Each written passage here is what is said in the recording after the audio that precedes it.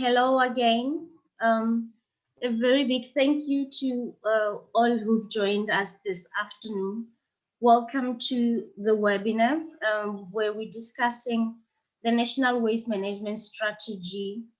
And to help us discuss the topic, we have from Business Unity South Africa, Jane Moloney joining us on this call. And hopefully later we will have Thabo Makhumula from the National Department of Environment, Forestry and Fisheries, who will also be talking on the topic. My name is Labdonia Mkansu, and I work for the Catholic Parliamentary Liaison Office. And I'll be moderating the session this afternoon. A few things really, I would allow for presentations to go on, the two presentations, and we can only have a space to ask questions or give comments on the presentations and stuff related to the topic after that. So if you must ask something while the presenters are presenting, you are more than welcome to put that in the chat box or in the Q&A session icon, and we'll be monitoring that very closely. Like I've already said, this has been recorded and it's live on Facebook. So we hope platform as well. Jane, I'm gonna ask that you try and share your screen and prepare to take us through your presentation in a little while. Jane will be first to present and then Thabo will follow. I'll be checking with Thabo, our second speaker, if he's on the call or will be joining us shortly. Thank you again and welcome. Jane, I'll give over to you. Good morning. Sorry, I just wanted to get to share the right screen here. I'm not sure, can you see which screen you can share? We see your presentation. Oh, okay, perfect. All right, thank you. And it's on full screen mode, is it? Yes, it's on full screen mode. Okay, perfect. All right, thanks so much. Thanks, Lavdonia. Appreciate the opportunity. As you heard, Business Unity South Africa, and I'm the lead on waste and water, but my day job, I look after the paper management. So just to give you an overview, an introduction, the National Waste Management Strategy is a legal requirement, and the first strategy was developed back in 2012.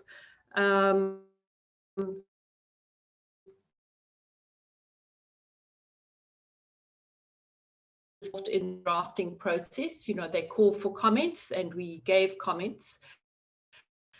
Effectively, the National Waste Management Strategy is intended to provide a framework and a strategy for the implementation of the Act.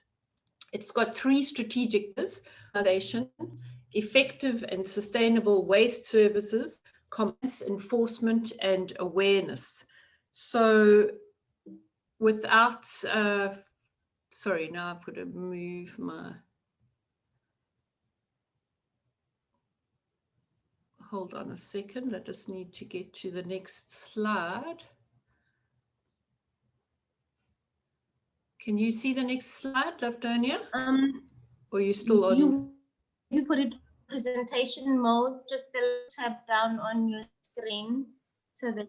Yes, no, I know where it is, but I have two screens. As you know, I had some internet difficulty, and I'm using my husband's Apple Mac, which doesn't it doesn't do what I wanted to do. So I just need some help with moving the presentation to the next one. Isn't it wonderful to have husbands that can assist you on this? My system is Microsoft 365. It's not a good advertisement at the moment because it's started to. Okay. All right. Okay, so it's decided to hang. So anyway, let's get ahead. So implementation, we all know that you cannot implement anything without working together. If you work together, you get so much further. It has to be a collaboration between government, business, and civil society. And effectively, in South Africa, wants a clean and a safe environment. So how are we going to achieve that? The National Waste Management Strategy is the driver to give effect to the reduction, to the waste hierarchy, and to reducing the waste that actually goes to landfill. So what is the National Waste Management Strategy's expectation? Through the implementation of a diversion of 45% of waste the next 5 years through reuse, recycling, recovery, and edit waste.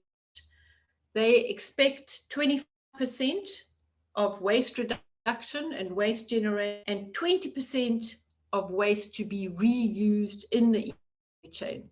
So business is available and on hand to assist in making this happen.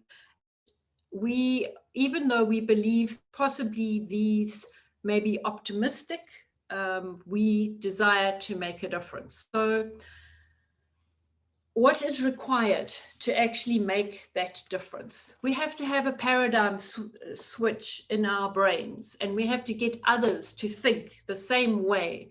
Waste needs to be seen as a benefit and not as a burden.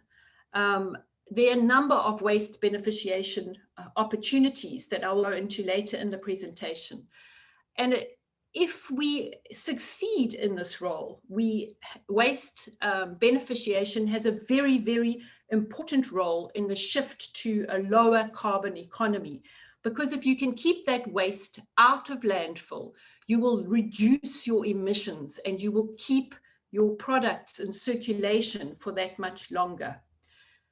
Government has assisted us, although not all of business would think that this is actually what they've done, but there are 2 key regulatory provisions that have assisted us to reduce the disposal and to promote beneficiation. The first of those is waste exclusion regulations, and the second of those are the recently gazetted extended producer responsibility regulations. It's up to us to ensure that as we implement these regulations, that we make a difference and that we make a positive contribution to the economy, not a negative contribution to the economy. So first, looking at waste exclusion regulations. It's important to note that just because something is excluded from the definition of waste, that does not mean that is excluded from regulatory control. And it's important to note that on biomass, slag, ash, and gypsum that are industrial wastes, that you can beneficiate them now because there's been an exclusion specifically to a specific site. So you have a risk assessment that is done, and then you have a risk mitigation plan, which you have to then comply with. But government requires that we report to them on the beneficiation, on how much we've beneficiated, how many jobs we've created, all that sort of thing. So it's an important tool for us. And one of the examples of beneficiation has been a recent pilot plant that has been put up in Tugela, where biomass and are being made into fuel rods. And this will assist the industry that is going to be burning it to reduce their emissions. So the of SMMEs and job creation is a consequence of this. Now we're looking at extended producer responsibility, or EPR. Again, this has been put in place to facilitate a circular economy, which means keeping your product in circulation for much longer, not a make, take, and waste society, but a circular economy society. It's very important that the role that is played by business, the municipalities, and the waste picker is strengthened. And this is what the EPR regulations envisage. And they recognize the role of waste pickers within the recycling community. So looking at this slide, you can see it's important for sustainability of the National Waste Management Strategy in its implementation to have the regulatory framework, which the government has given us. They are ready with compliance and enforcement, and I believe that they are already training the environmental management inspectors who will ensure that producers that have been identified in the EPR regulations will register with government and will actually do the list of things that they need to do in order to keep their products, to take responsibility for the end of life of their products. So a business has to pay these EPR fees. They have to get on to doing environmental labeling. You know, there's absolutely no point if you walk down the shop, retail outlet, and you pick up your product and you have a look at it and you don't know, is this recyclable? So the other thing is that they have to design for recycling to reduce waste and to mitigate the environmental impacts. On this, you can see if you can manage to put pasta, for example, just in a box, then that's first prize. If you need to put it in a box and a plastic container, then the plastic container needs to be recyclable. That's very important. And then the community. Community is incredibly important. Awareness around recycling, the fact that you can recycle things, and the separation of the recycling, of the actual recyclables. Okay, we have a long-standing relationship with the waste pickers or collectors, as they're known. And from a paper perspective, paper has been recycled from as early as 1920. We've provided support, PPP infrastructure, and entrepreneur training. On the entrepreneur training side, we partner with the producer responsibility organizations up until now have been voluntary. But they are becoming mandatory through this legislation. And through partnering with one another, we will be able to make a difference and to invest further in infrastructure and on entrepreneur training. I can tell you that from a paper recycling perspective, that entrepreneur training has already happened to over 8,000 participants.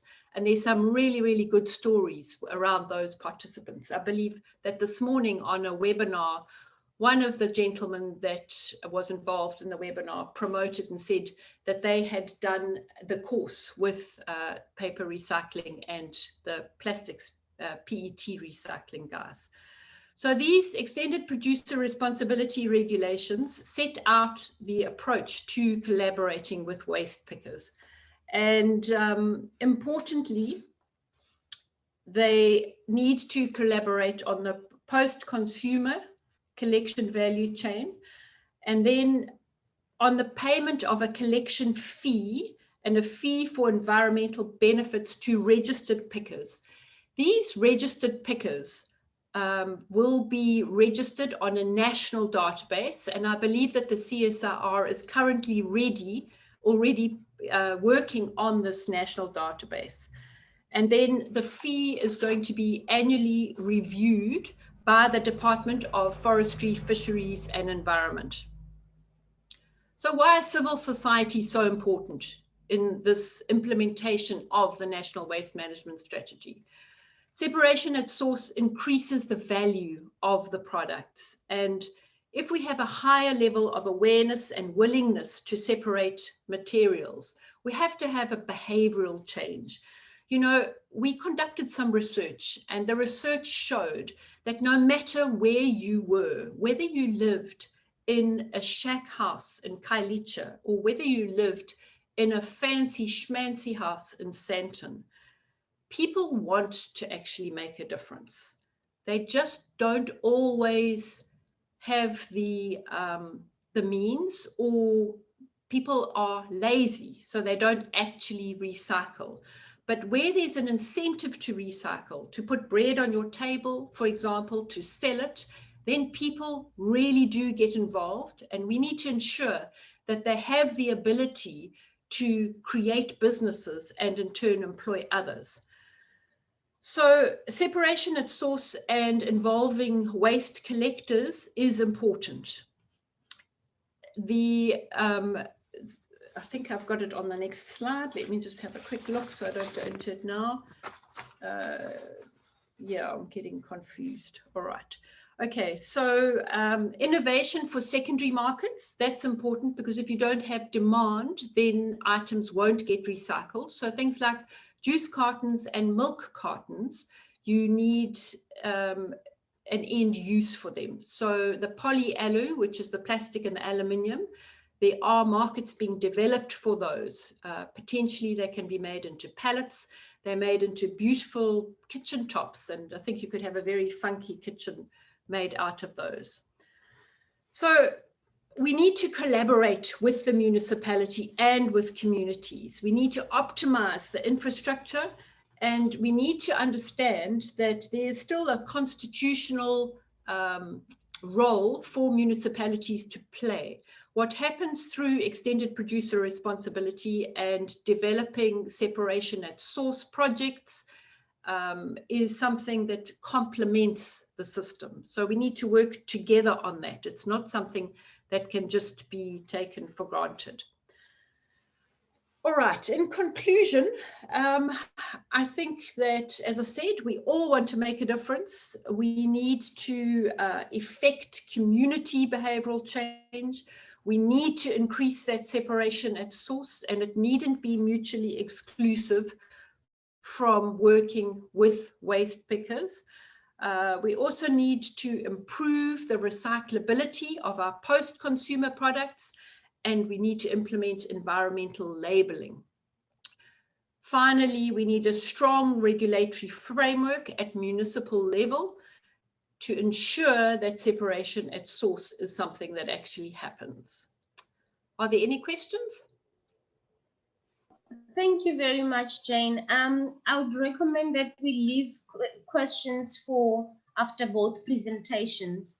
Like I said, if you feel that you must ask something before you forget or something, you can put it in the chat box. I'll be monitoring that, or in the Q&A question, and then the speaker can revert back to that after the presentation.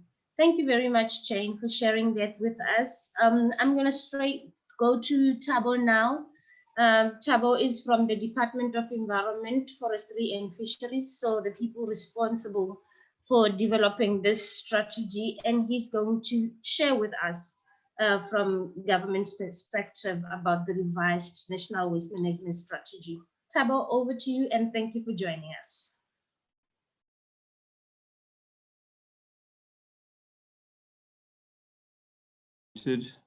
Okay, I'm unmuted.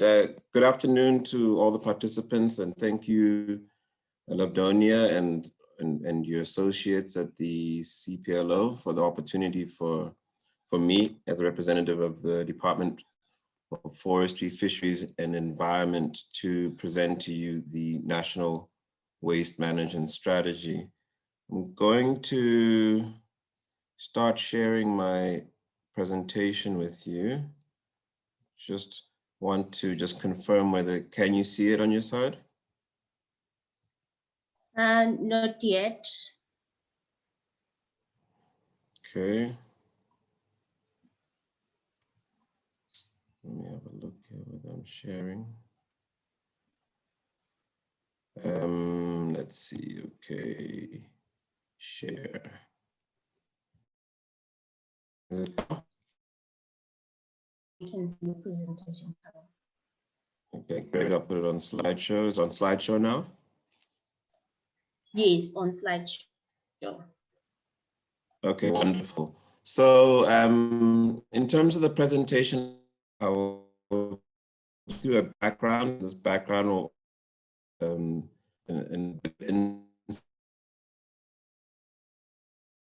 15 years. And then we'll immediately jump into the NWMS strategic pillars. And then we'll unpack those strategic pillars and look at the key focus areas and delineated out of those 3 strategic pillars. And then we'll speak to patient monitoring and evaluation. I think any policy country, it's important for us to put it within the context of the Constitution. So when we look at Section 24 of the Constitution, it reads that anyone that is not harmful to health and well-being, which should be achieved through reasonable legislation and other appropriate measures. So the Department of Environment, Forestry, and Fisheries exercises its mandate by developing policies to legislate the management of the environment. So the National Waste Management Strategy is actually a legislative requirement of the Waste Act of 2018, which was amended in 2014. So it's effectively the implementation guideline of the Waste Act. So I would suppose almost all of the objects that are stated in the Waste Act find life within the National Waste Management Strategy. It was reviewed, so the strategy itself has a 5-year lifespan. So as it's a legislative requirement that it is reviewed on a 5-year life cycle. So the 2020 version was reviewed from about 2017, and it was presented to the ECID Cabinet Committee on the 5th of September 2020, and Minister published the strategy in February 2021. Now, as a department, we've been mandated to oversee the strategy's implementation. And I think it's important to highlight oversee in terms of providing oversight. We're not responsible for its implementation. The expectation is that this is a strategy that should involve civil society, business, as Jane has articulated. It's a strategy that needs ownership from all of society. Our role as a regulator is to develop the policy and to oversee its implementation. So we're quite reliant on the rest of society to see through its implementation. And as such, in its review and in its development or its review, we were very, very careful to significant amount of consultations with all of the stakeholders within society. So as a department, we work with provinces in particular in terms of all of the identified stakeholders to drive its implementation. So this slide just gives, I think, gives us an opportunity just to get a sense in terms of how waste policy has evolved over the last few years. So I mentioned the Waste Act, which was promulgated in 2008. And then we had the first iteration of the National Waste Management Strategy, which was 2011, but it was promulgated in 2012. We then had the Waste Information Regulations. We had in 2012 the Waste Tire Regulations, which bred life into the first attempt at EPR, as Jane has mentioned. At the time, we called it the Industry Waste Management Plans. And that is when we contracted REDISA as the product responsibility organization to oversee the management of the waste tire stream in the country. In 2013, we had the Waste Classification and Management Regulations. And in 2013, that's a bit of a duplication there. But I think in 2014, we had the amendment of the Waste Act. And this amendment allowed for the establishment of the Waste Management Bureau. And the Waste Management Bureau is the implementing agent of the department focused on working with business in terms of the implementation of the EPR programs, but also assisting the department in terms of the implementation programs that have been defined in terms of the waste sector. And then of course in 2020, in 2021 specifically now we have the National Waste Management Strategy. So just looking back in terms of how we conducted our review process, as stated, we had an initial National Waste Management Strategy, and the view is that it was a good initiative, but it had, without supporting legislation, it was not considered binding by many. I think that's an important consideration that, without real level of compliance and enforcement, any type of legislation that is put out into society does not have any teeth. And that's why there's a particular focus in terms of how we apply our compliance and enforcement activities. In 2000, there came the integrated pollution and waste management policy, and it set its objectives for the country in relation to pollution control, and the policy for all pollution and not for waste management only. And then many of those that have been involved in the waste sector for some time will be aware of the 2001 Conference on Waste, which was held in Polokwane, in recognition that waste management should be a priority for all South Africans, and that there's an urgent need to reduce, reuse, and recycle waste in order to protect the environment. And it was at this conference where there was ambitious, resolution, if you will, that we would have zero waste to landfill by I think it was, well, whatever year it was, that year's already passed. So we're not able to make that intention. But I think it's important to note that at this conference, there was a significant focus on the need to reduce the amount of waste that goes to landfill.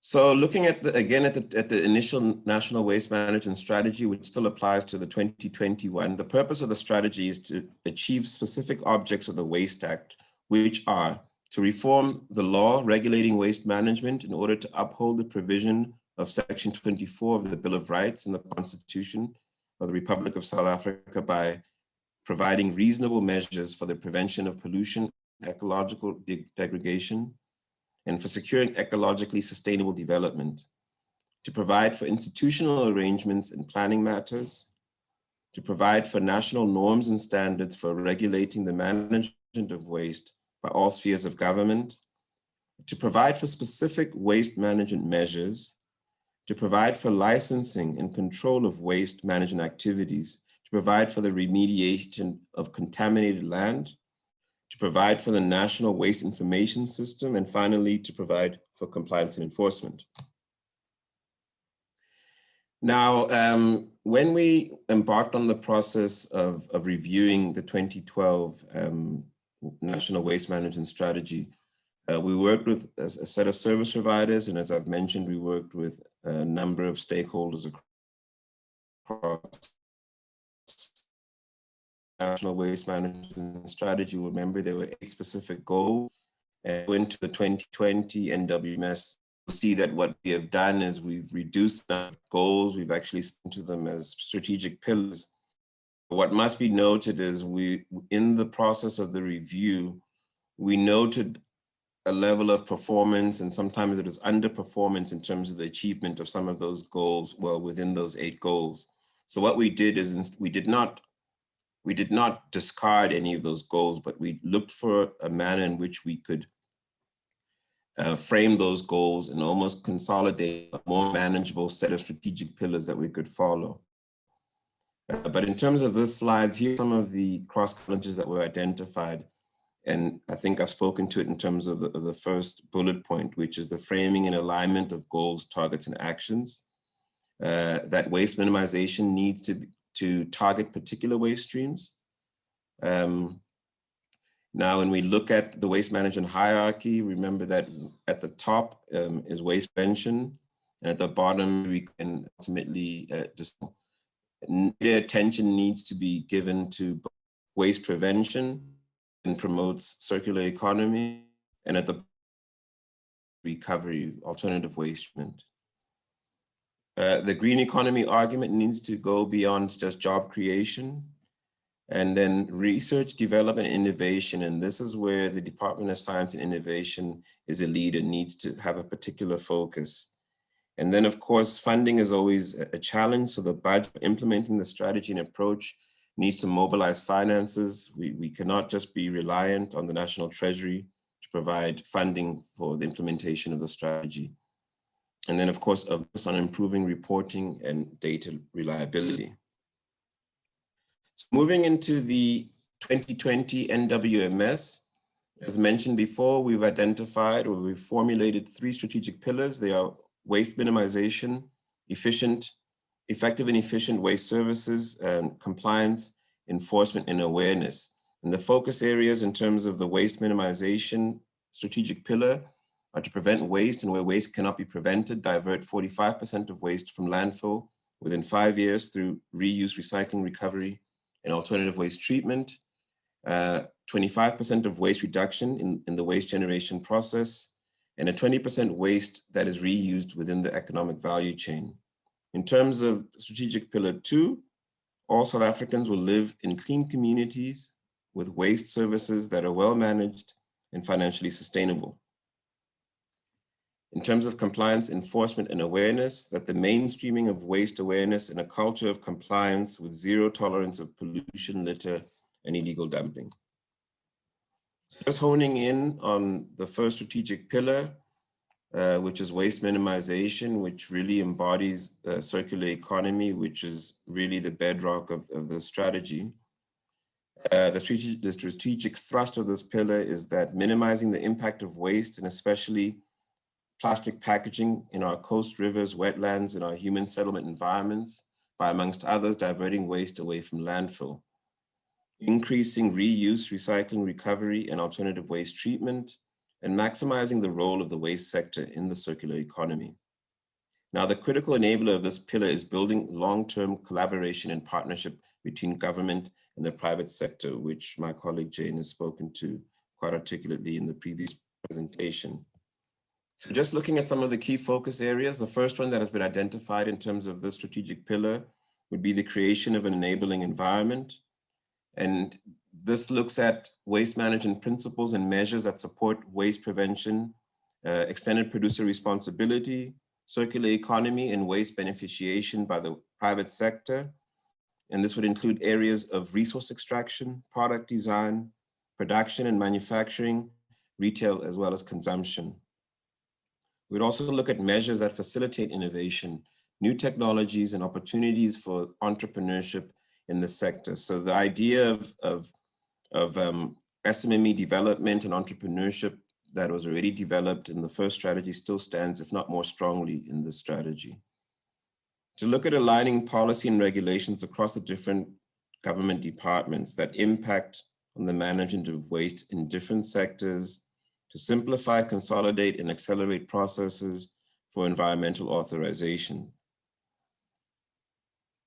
In order to create this enabling environment, we would then also need to look at measures, whether they are incentives or subsidies that are primary for the EPR schemes that have been spoken to, that will enhance the commercial viability of recycling and beneficiation.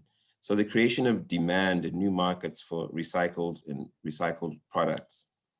And this would be including by addressing major costs associated with transporting waste, especially from local municipalities. And linked to that would be the development of appropriate economic instruments.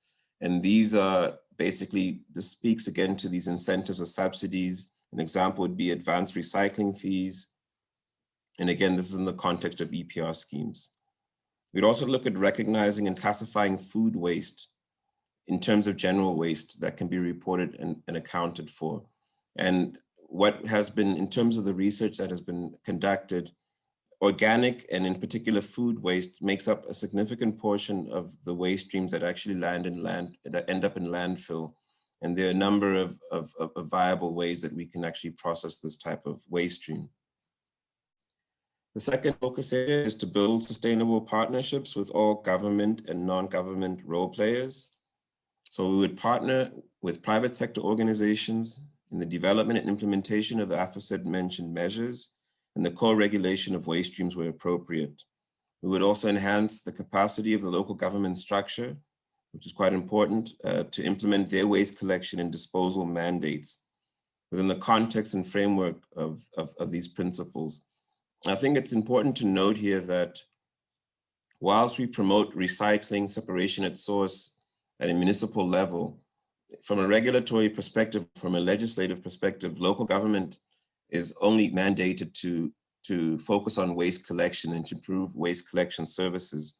So the fact that we have local government and municipalities focusing on recycling and and separation at source is actually a bonus for us. And this is why, in terms of the EPR schemes, we're looking to the producers to assist in terms of promoting separation at source and recycling initiatives, in that they're actually commercial activities, recycling in particular. We'd also look at providing oversight of local government in terms of improving waste management performance. The next focus area is to minimize waste streams.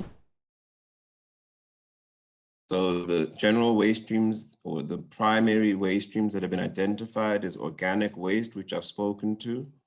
And then of course the traditional recyclable waste streams that most of us would be aware of, which is paper, plastics, glass, metals, and tires.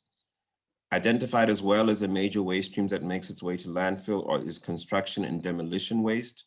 And we have identified a number of commercial opportunities in terms of processing this type of waste that could be used as recycling aggregate.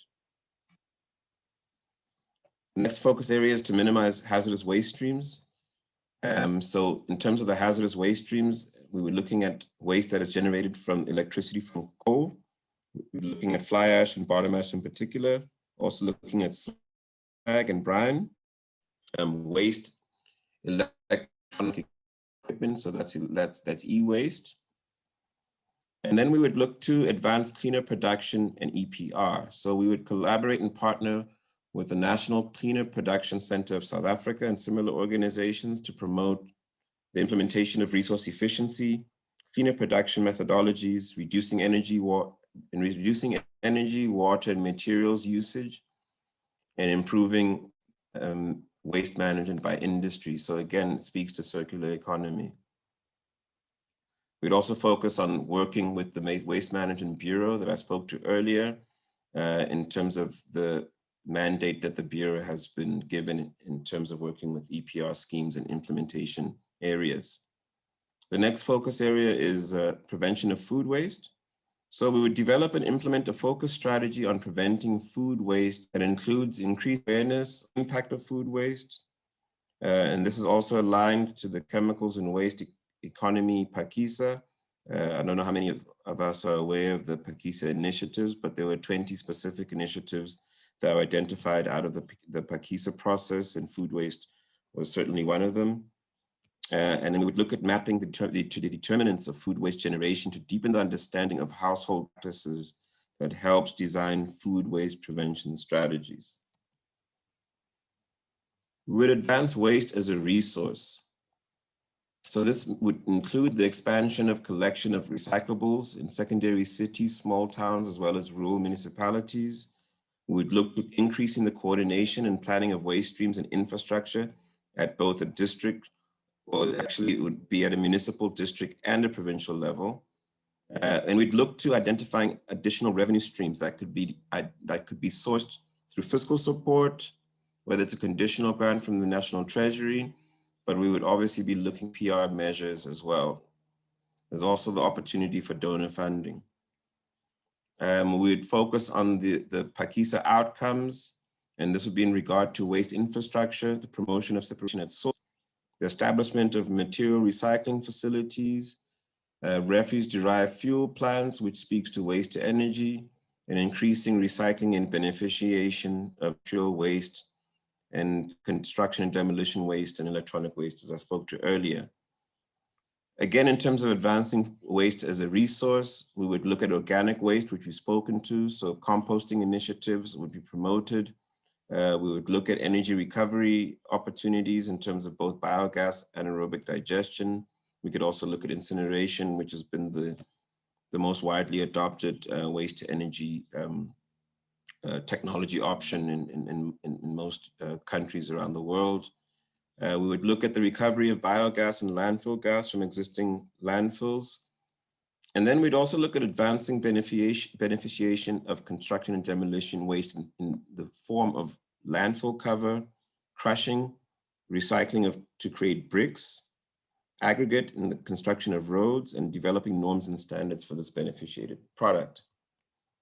The next focus area would be to increase the technical capacity and innovation for the beneficiation of waste. So we would need to support technological innovations in relation to the industrial processes. We'd need to look at supporting innovations in relation to conceptualizing, planning, and delivering waste services. finalizing policies on recovery of energy from waste. We'd also look at conducting further research in energy recovery applications for paper, plastic, and glass, to conduct research into the desirability and feasibility of alternatives to plastic for single-use applications. And we would also look at increasing the number and build a capacity of waste engineers working in local government. The next strategic pillar that we'll speak to is effective and sustainable waste services. The strategic thrust here in terms of this strategic pillar, and this is a pillar that really speaks to local government activities, is recognizing and addressing the very different circumstances and waste management challenges that exist between local government authorities. We'd look at shifting the focus for municipal services from collection and disposal towards separation at source and waste beneficiation. We'd develop and implement flexible approaches to service delivery that incorporates the informal sector, the waste pickers, while also addressing local needs. And those are commercial needs in terms of entrepreneurship, centers, and the like. We would also guide public investment and partnerships with the private sector in waste management infrastructures and projects. And finally, we would ensure that the delivery of waste services contributes to sustainable development. And the important enabler of this pillar is the building of strong cooperation, the three spheres of government, and with particular focus on local government.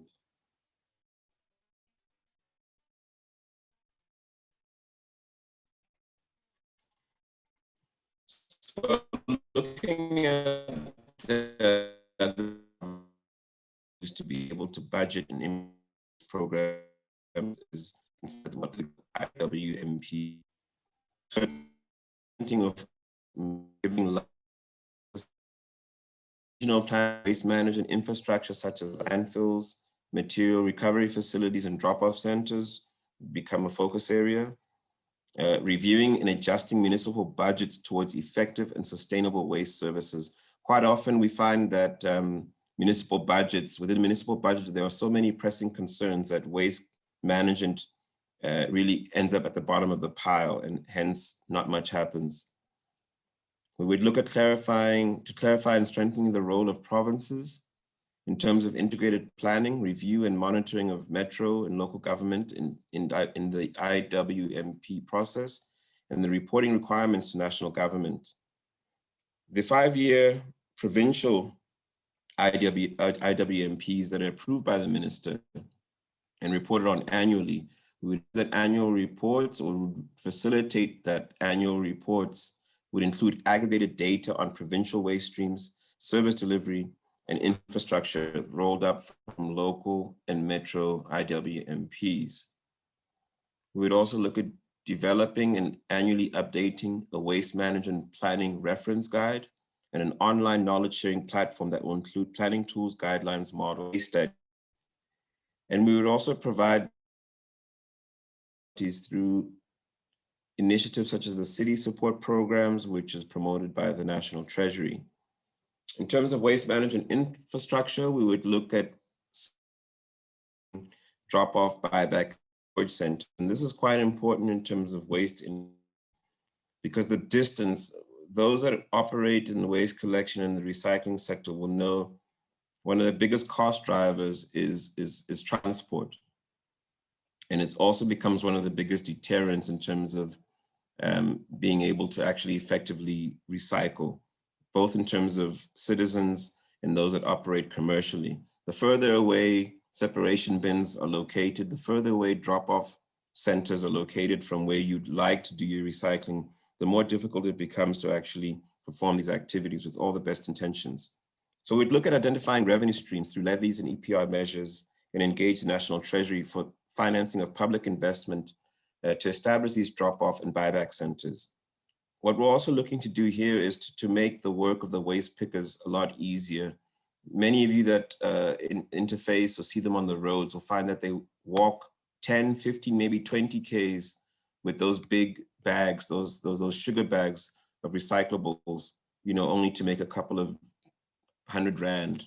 And the closer we can bring these buyback centers to where the waste pickers operate, the better for the promotion of separation of recyclables and the sustainabilities of these important participants in the waste economy.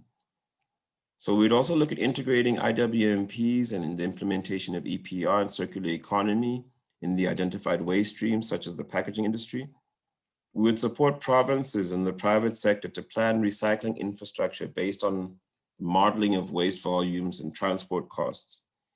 And we would continue to work on a full cost accounting model, which we've already been working on, for waste services and infrastructure that considers social and environmental costs and benefits. Moving into waste collection and separation at source, we would develop and implement initiatives that leverage waste beneficiation. We'd also look at implementing separation at source initiatives. I spoke to the separation bins, curbside collection, so bringing this infrastructure closer to make it easier for us as citizens to actually participate in this activity. We would also implement a national public awareness campaign on the benefits of recycling, EPR programs, and where possible, economic incentives. We would develop and implement innovative models and tools to engage the informal sector in the delivery of waste collection services that accomplish separation at source. And we'd also support the capacity development in waste innovation, disseminate information about new approaches, and share lessons learned and leverage existing forums. And this forum would be one of them. Another focus areas would be the safe management of hazardous household waste and absorbent hygiene product waste. When we speak to absorbent hygiene product waste, we're basically speaking about waste nappies, feminine hygiene products, etc. So we would look to develop product design measures and alternative waste treatment options and develop norms and standards for the safe collection and their disposal. The final strategic pillar is compliance, enforcement, and awareness. And the strategic thrust here would be to mitigate and prevent the environmental and social damage that's caused by waste due to non-compliance, increasing compliance to local, provincial, national, and international legislation and standards, mitigating and preventing pollution, littering, and the illegal dumping of waste, and improving the visibility and awareness of the socioeconomic and environmental benefits of compliance, effective waste management, and environmentally compliant infrastructure. In terms of the focus areas, the first one would be compliance, promotion, and awareness. In terms of this phase of the regulatory cycle, separate from compliance in the enforcement phases. So we need to publicize success stories of compliance and enforcement. In the previous strategy, compliance wasn't linked to awareness. And when we did when we looked at the review process, we realized there's a direct link in terms of awareness and the ability for better compliance and enforcement. If communities have an inherent awareness of the detrimental outcomes of pollution, then the ability to actually comply doesn't just become a carrot and a stick approach. It's something that communities want to actually apply because they have a better awareness of what the detriment is in terms of waste. So another focus area would be the waste services infrastructure provision, and that would be increasing access to municipal infrastructures. And this is SCIPs and some of the other infrastructure that I spoke to earlier. The presence of public bins, something that I've always noticed and I've always wondered about, even when we look at the new infrastructure, whether it be airports or shopping centers and malls, is that separation bins are not part of what is required. And this is part of what we believe that should be part of a regulatory requirement, that any new commercial or public infrastructure that is established should have the likes of separation bins. In terms of enforcement, consistent implementation of bylaws on littering and illegal dumping, the application of other compliance measures to address contraventions and non-compliances, enhancing capacity to enforce the Waste Act and international agreements, an increasing number of EMIs that are actively involved monitoring compliance with and enforcing the Waste Act. And my colleague Jane spoke to it earlier that we're actively working in terms of increasing the number of EMIs. Local government authorities to regularly report their compliance and enforcement activities as a condition into their designation as EMIs. Invest in national legal compliance and enforcement protocol for waste and investigatory capacity to provide strategic support to EMIs in high-profile enforcement cases, and continue engagements with relevant role players related to the enforcement of waste legislation, including international organizations. When we look at awareness and community participation, we would focus on awareness campaigns using all forms of media at national, provincial, and local levels. This would include outreach and cleanup campaigns in schools and communities. We'd also implement this national awareness campaign, would also seek to build stakeholder relationships to raise awareness of marine and coastal pollution in and around riparian and coastal environments. We would also look at reducing littering and illegal dumping. And by doing that, this would include measures that would reduce illegal littering and dumping to be included in all integrated waste management plans, and should include targeted awareness and community participation in management and the prevention of littering, leveraging of national media and our budget, which would be available for community-based initiatives around litter and illegal dumping. Some of you might know of the program that we currently have implemented, which is part of the presidential stimulus package called the Municipal Cleaning and Greening Program, where we're promoting street cleaning at all local and district municipalities across the country. And it's currently under implementation, so that this initiative kind of speaks, this intention speaks to the current initiative that we're actually implementing. A focus area speaks to ensuring that municipal landfill sites and waste management facilities comply with licensing requirements. We would develop and implement a strategic approach to addressing non-compliant municipal landfill sites, including the application of fiscal measures such as landfill tax, intended to correct the cheaper rate of landfilling, while generating revenue to improving compliance, monitoring, and developing alternatives to dispose to landfill. I think it's important to speak to this intended landfill taxes, and this is to promote recycling. Currently, it's actually cheaper to dispose of waste at landfill than it is to recycle. And if that's the case, it doesn't cause the correct incentive for society to actually recycle over landfilling. And when we also speak to waste to energy or alternative waste treatment plants or initiatives, the cheaper it is to landfill, the more difficult it's always going to be to recycle and to even implement these programs. So we're looking at this quite carefully. Finally, in terms of monitoring and evaluations, we've developed annual reporting systems to review progress and where necessary to adjust targets, actions based on new information or new developments within the sector. So we did note that in terms of the last strategy, that the monitoring and evaluation was poor. We were only really able to review progress at the end of its lifespan. So my team in particular is responsible for quarterly reporting on the implementation progress as it relates to the strategy. So we'll create progress reports, we'll work in terms of the provincial IWMPs. We're going to require the provinces to provide provincial reports, but we're also going to engage with MOUs in terms of within the private sector and all of the stakeholders that have been identified as implementing agents, just to promote a level of ownership in terms of the implementation areas that I've spoken to, and promoting the actual achievement of those targets. And our organization or the department is responsible for the monitoring and implementation of those that have been developed by industry, and the reporting requirements of these plans will be aligned to the South African Waste Information Services. And,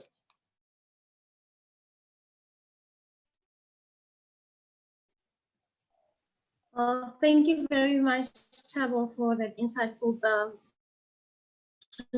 presentation.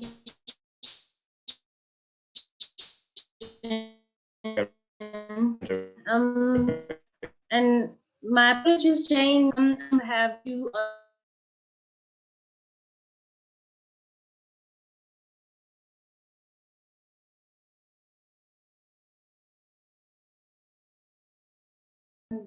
go in. Before I get to that, if there's anyone who would like to ask in regards to the two presentations, questions of clarity or some comments that you would like to make to the two presenters. You can do that by showing your hand, a raise of hand, or you're more than welcome to also put it in the Q&A questions. In the meantime, Ngaba, would you like to ask your question to Jane and Thabo directly so that we engage on what's in the chat box there? Hi, Lavonia. I was hoping to be quiet, but yeah. So, I mean, the Jane, in one of her slides, she spoke about this optimized infrastructure establishment. And I wanted to have a sense of what is the current waste management infrastructure, and whether it is aligned to the objectives of this revised waste management strategy.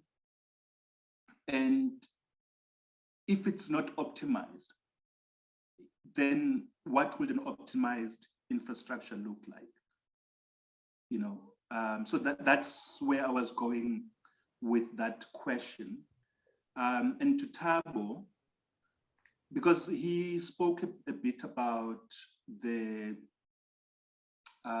share of the transportation cost within the collection and disposal element of waste management, which is the responsibility of municipalities.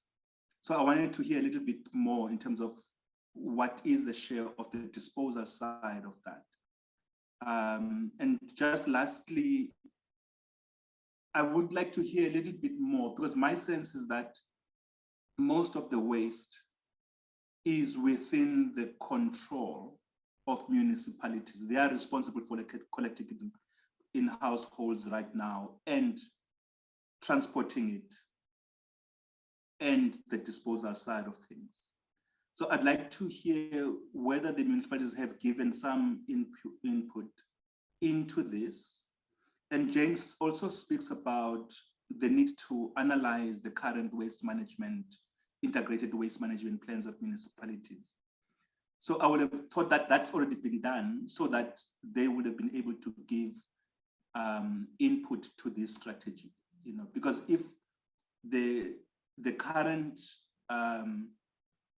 approach that municipalities apply, which my sense is they've been doing it for years before, if they're not re-looking at that to see how it becomes efficient, or whether some of those services need to be privatized, for example, and you know, the role of private sector within that. So I'd like to hear that aspect of it, because I know households, yes, they have a lot to play, they produce the waste, but the actual management of it seems to be within the ambit of municipalities. Thank you. Thank you. Okay, you. Thanks for those questions, Ngaba. Very interesting questions, good questions. I did answer some of it in the chat, but from an infrastructure perspective, well, from a municipality perspective, we've been reading about how broken the municipalities are. And I think in many respects, they are broken, which is why I suggested looking at the integrated waste management plans that some of those municipalities have written. And to me, the National Waste Management Strategy, as Thabo alluded to, is all about collaboration. So we do need to work together. The infrastructure, it needs to work, it needs to function. And for that to happen, it needs to be flexible. There are going to be different needs in different areas throughout the country. So it will depend on the region. You know, so, the requirements in a far-flung rural area are going to be different to those of a big metropole. And we need to work together from an EPR perspective, we need to get as much of our recyclables back so that we can reach those targets. I don't know if you're aware, but I'm up for wearing an orange overall if we don't reach our targets.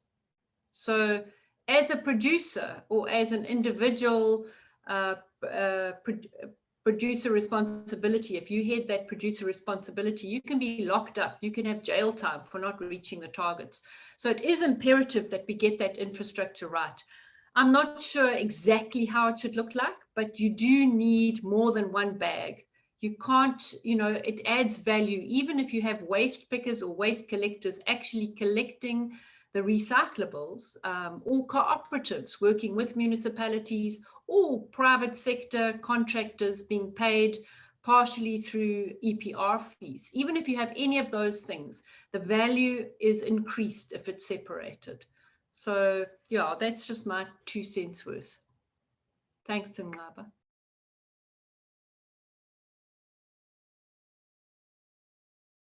And Thabo, do you want to contribute to that question? I think it's a Yes. Yeah. Yes, I just wanted to also, Ngaba asked me a specific question in terms of speaking to transportation costs. And what I wanted to, to sort of detail was that the transportation costs as it relates to the collection of waste at a municipal level is still the responsibility of municipalities. Those municipalities may contract service providers to provide that service, and that money would need to come out of whatever they've budgeted for in terms of their integrated waste management plans. But when I was speaking to the transportation costs, I was specifically speaking to them around the transportation costs related to recyclables. The cost of bringing recyclables from source, whether it be households, to buyback centers and areas where those recyclables can be processed. And that is not necessarily the responsibility of a municipality, although they are performing that service.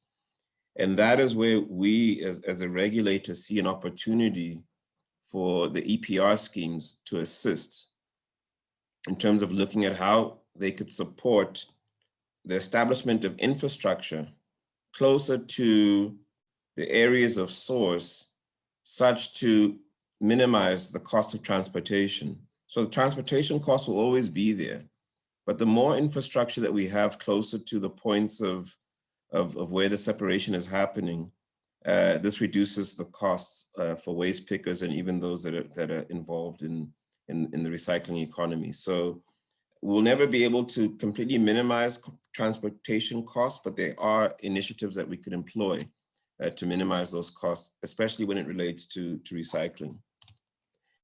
And then I did see another question on the chat box that related to, I think they were seeking clarity in terms of how the green economy must go beyond job creation. And what was meant there is that, job creation is one thing, but you can only create jobs if there's sustainability for those jobs to be maintained.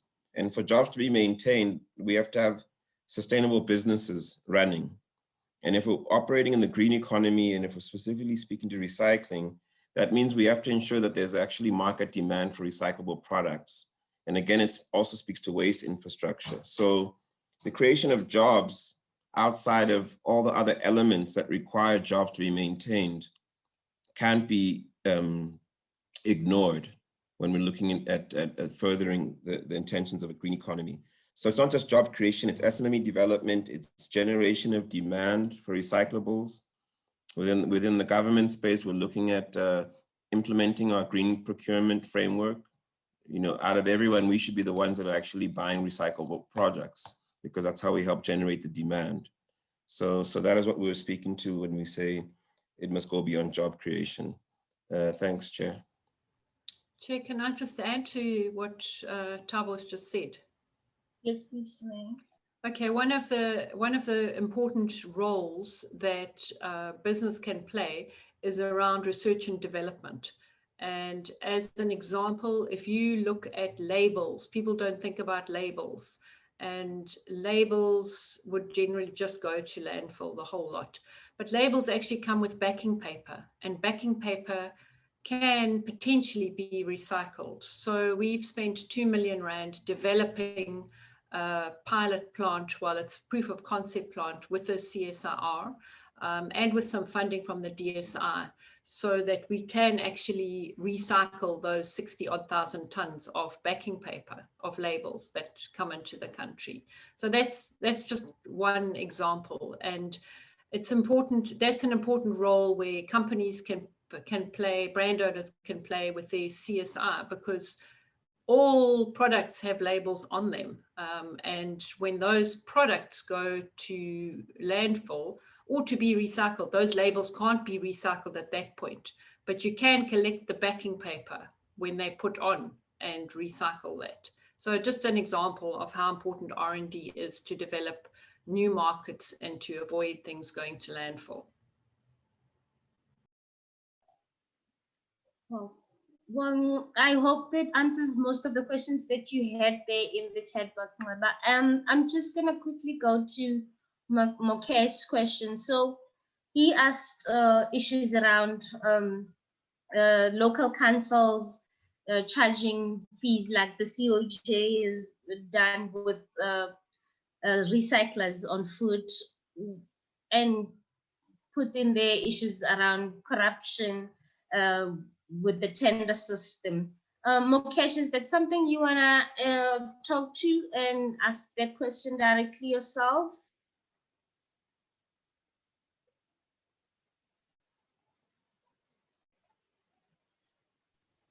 Hello, can you hear me? Yes, we can hear you. Yes, thank you. Good program. Yeah, now my worry was that when I heard about this 50 Rand levy, my first thought was about, you know, is it opening a door for tenders and corruption, and then marginalizing the waste recyclers? And I was wondering, can that be discussed? And is it in the legislative framework? And if not, how can we bring it in? Thank you.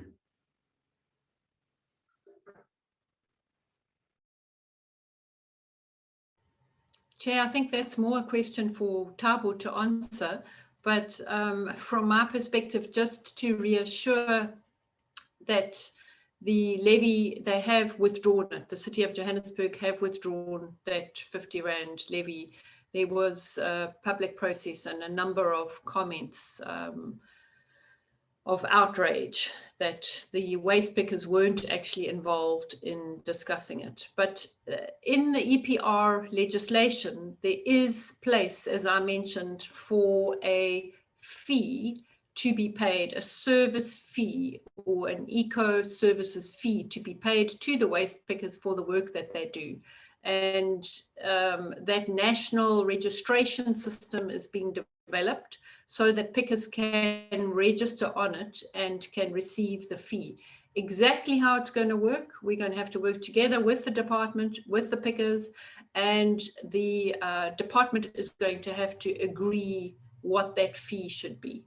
But that's hopeful going forward, that the role that the waste pickers play will be a sustainable one, even though we need separation at source to add value. We need to work with the waste pickers on that.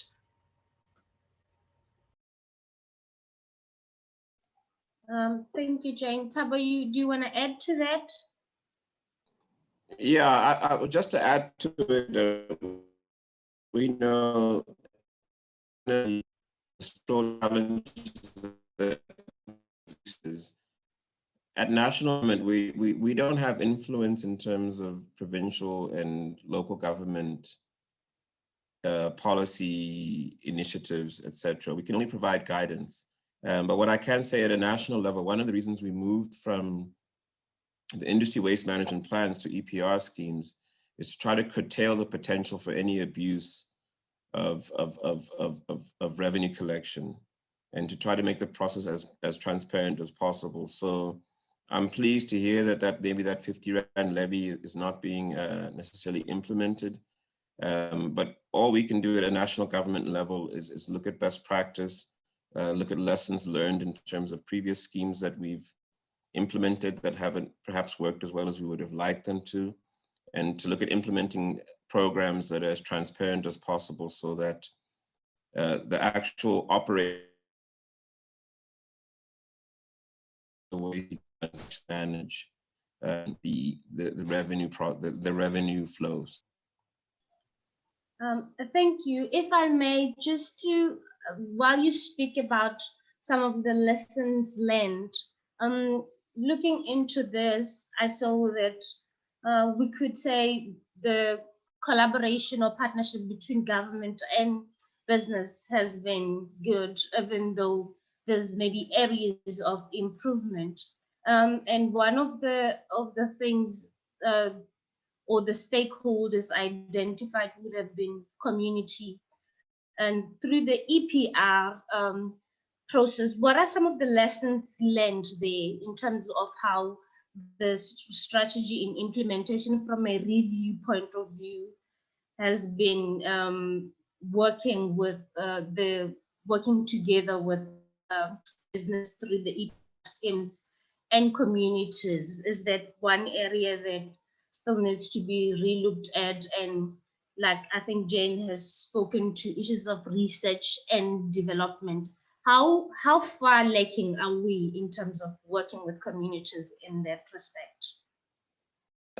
Thanks, Chair. I think when we embarked on the review process, one thing that we noted is we've historically worked more on a, let's call it a command and control perspective when we work with business and to some extent with communities. And what the lesson learned there that it didn't create the desired approach.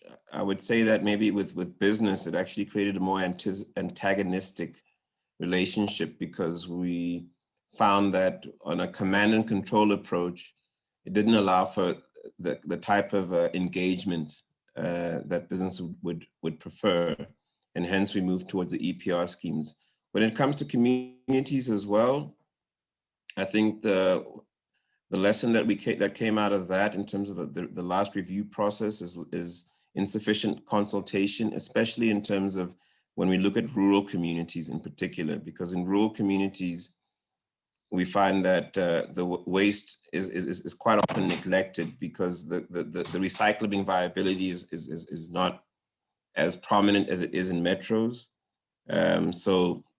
So for us, working with communities in terms of improving awareness, looking at how we can implement programs at schools, and that is one of the reasons why at a presidential level, the district development model was implemented. So all of us as government officials are required to work closer with districts and municipalities so that we don't sit in offices and just develop policies around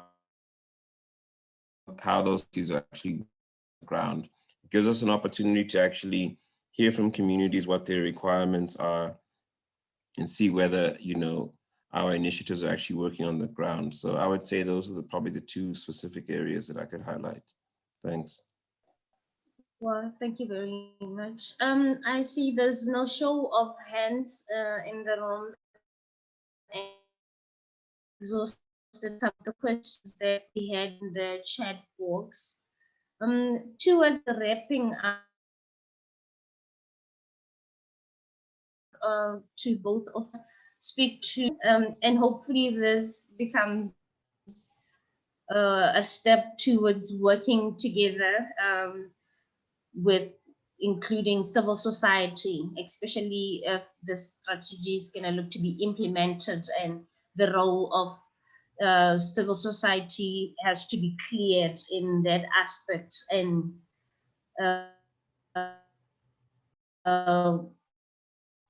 hoping contributions from the two of you. Thank you, Chair. I think my internet's giving a little bit of trouble, but hopefully you can still hear me. I agree with Tabu. I think that the way that government has changed and no longer being command and control, although they will still lock me up if I don't comply. I think that we have a pretty good relationship with government, speaking from Bruce's perspective and even from PAMSA, the organization that I run. And we are hopeful that the amended EPR regulations are going to be implementable. We are all working on our plans, and it's honestly for the greater good of the economy and of the country and of the citizens in the country that we have a cleaner, greener place, and that recyclables play their role in the economy and add value in every way. To chat to the people that have been here.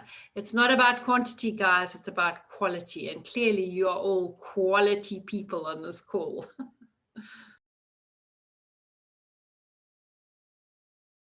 And thank you, Chair. For me as well, I think that, one of our key responsibilities, and this speaks to being responsible for, is having the opportunity, a solicitation from civil society more about the strategy, to get a better understanding of the strategy. It creates quite a bit of excitement for us as a regulator to look at how there is a level of awareness that there is a new strategy out. There's an appetite implementation.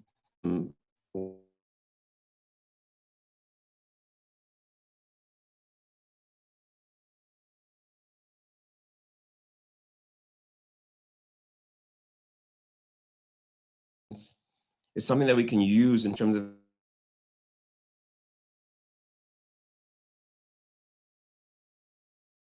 make it. And to our participants, thank you very much that you could join us. We are very grateful from the Catholic Parliamentary Liaison Office. And I'm grateful to my colleagues who are on this call. Thank you for joining us and for your support, guys.